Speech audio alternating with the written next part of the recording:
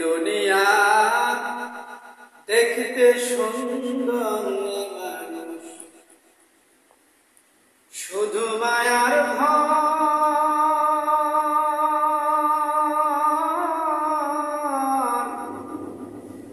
আইসো একা যাইবা একা, কিসের অহংকার রে বন্ধু, কিসের অহংকার।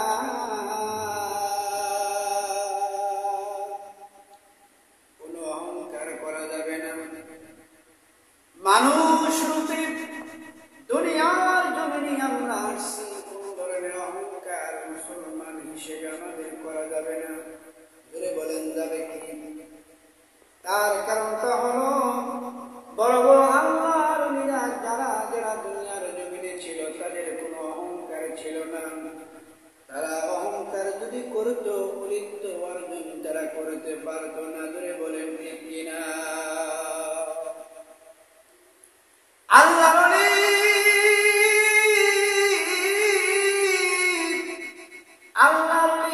আব্দুল কাদের জিলানী রহমাতুল্লাহ আলাইহি, ওনার একটা ঘটনা যদি আপনারা শোনেন আপনারা আশ্চর্য হয়ে যাবেন।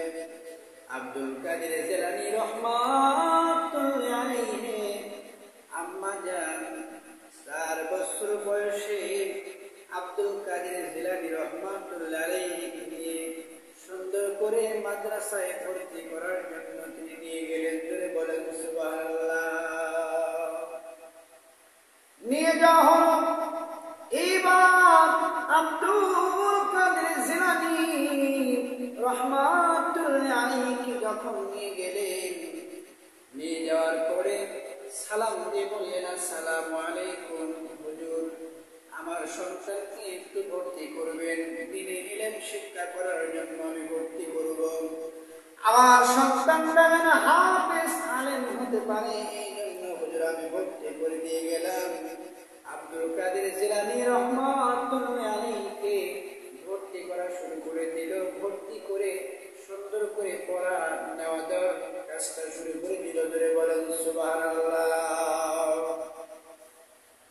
এইবার আব্দুল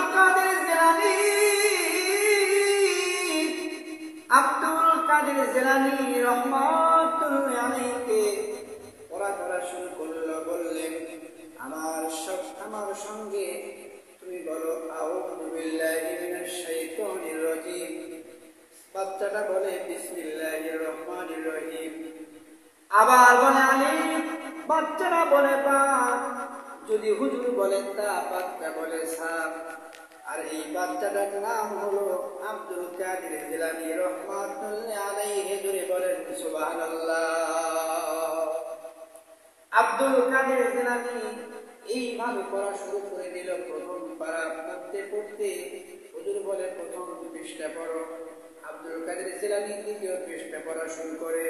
এইভাবে পড়তে পড়তে 18 পারা পর্যন্ত যখন করে ফেললো, এইবার সুন্দর করে আব্দুল কাদের জিলানীর উস্তাদ সুন্দর করে তার মায়ের কাছে চলে যায়, তার বাড়িতে। জোরে বলেন সুবহানাল্লাহ। সালাম দিয়ে বলতেছে, আসসালামু আলাইকুম, বাড়িতে কেউ আসেননি?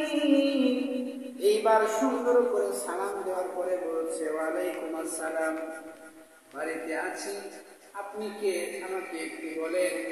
সুন্দর করে বলতেছে, আমার সন্তান তো মাদ্রাসায় দিয়ে আসলাম হুজুর, মনে হয় আপনার সঙ্গে কোন ধরনের বেয়াদবি করেছে। কি বেয়াদবি করেছে আপনি আমাকে বলেন। বলছেন কোন ধরনের বেয়াদবি করে নাই। আপনার সন্তানকে আমি ধরলাম, এই দেখি আমার তুইকে আমি যেটা বলি আমার উপর দিয়ে আর এক লাইন বলে। পড়তে পড়তে প্রথম থেকে শুরু করে নিয়ে কোরআন শরীফটা 18 পারা পর্যন্ত হিফজ দেখে মুখস্থ বলে দিল। ধরে বলেন সুবহানাল্লাহ। এই কারণটা আমি জানতে চাই। সুন্দর করে শিক্ষককে ওই আব্দুল কাদের জিলানী রহমাতুল্লাহ আলাইহি আম্মা জান বললেন, হুজুর এর কারণটা হলো সুন্দর করে আমার সন্তানটা ছিল আমি সুন্দর করে প্রতিদিন একই পারা না করা পর্যন্ত আমি শুইতাম না, আমার শোয়া হতো না, ঘুম আসতো না। আমি সুন্দর করে একই পারা হেফজ করে আমি কোরআন শরীফটা পাঠ করে আমার সন্তান পেটে অবস্থায় ছিল। আমার এরকম ভাবে পেটে থাকা অবস্থায় কত যে আমি আল্লাহর কোরআন আমি তিলাওয়াত করেছি হিসাব ছাড়া। হুজুর, আমি যখন কোরআন তিলাওয়াত করেছি আবার সন্তান পেটে থেকে পড়ে 18 পারা হেফজ মুখস্থ করে ফেলেছে। চিৎকার দিয়ে কি একবার বলা যায় না সুবহানাল্লাহ? আর একটা আমল আমার ভিতরে আছে হুজুর, আমার সন্তানকে যখন আমি দুধ খাওয়াইছি, সন্তান যখন কান্নাকাটি শুরু করে দিয়েছে, একবারে যখন দুধের জন্য চিৎকার করে কান্নাকাটি শুরু করেছে, এমন অবস্থায় যতক্ষণ পর্যন্ত আমি ওযু না করেছি ততক্ষণ পর্যন্ত আমি দুধ মুখে দেই নাই। আমি ওযু করে পাক পবিত্র অবস্থায় আমার সন্তানকে আমি দুধ খাওয়াইছি। জবান খুলে একবার বলা যায় না সুবহানাল্লাহ? দয়াল নামে ইয়া তো মধু, মাওলানা নামে ইয়া তো মধু, খাইলে মধু ফুরায় না, আমারে হইল রে দিওয়ানা। ও আমার মাওলানা নামের এত মধু, আমারে কইরাছে জাদু গো।